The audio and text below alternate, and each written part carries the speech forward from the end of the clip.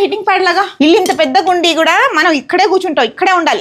ఎల్లు బుక్స్ తీసుకురండి ప్లీజ్. వంట చేసే దగ్గర తినే దగ్గరే ఉంటాయి అన్ని సామాన్లు వీళ్ళవి. ఇగో తీసుకెళ్ళి. ఇల్లు ఎంత నీట్ అయినా పెట్టండి అండి. పిల్లలు ఉన్నారే కొంచెం ఉప్పు తక్కువైంది. మా మేడం గారేమో ఇలా స్కేళ్ళు, పిన్నీసులు, బ్రేస్లెట్లు అన్నీ మా దగ్గరే. అన్నం గరిటె తెచ్చుకోవాలి. అదేమో ఒకటే గరిటతో అన్ని తినేస్తాం.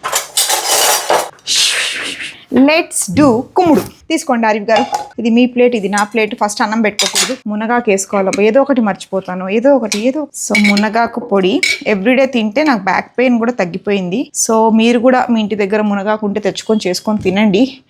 మనం తర్వాత హెల్త్ని కొనుక్కోవడం కంటే ఉన్నప్పుడు కొనుక్కోవడం బెటర్ అని నా ఒపీనియన్. ఇందులో నేను కొంచెం ఉప్పు తగ్గించి వేసుకున్నాను, కొంచెం ఉప్పు వేసుకుంటాను. నాకు ఏ బీపీలు లేవు. వీడి వీడి అన్నంలోకి ఆహా ఆహా. ఇది కదా మేము ఏంటంటే పొద్దున ఎప్పుడో 12-12:30కి టిఫిన్ తింటాము. ఇప్పుడు సాయంత్రం 5-5:30కి లంచ్ చేస్తాం. మాదంతా ఇలాగే ఉంటుందన్నమాట. ఇగో ఏ డైటింగ్ లేవు, ఇలా మంచిగా శుభ్రంగా నెయ్యి వేసుకొని తింటా.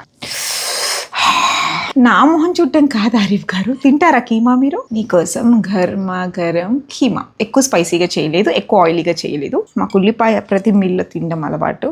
తీసుకో. మీరందరూ కూడా పొళ్ళు తింటుంటారా? ఏ పొళ్ళు అంటే ఇష్టం మీ అందరికీ కమెంట్స్లో చెప్పండి. నేను అడ్రస్లు పంపించారు అనుకోండి, అందరూ హ్యాపీగా పంపించేస్తానండి ఈ పార్సెల్ అన్నీ. మా ఇంట్లో మా స్టోర్ రూమ్ నిండిపోయింది.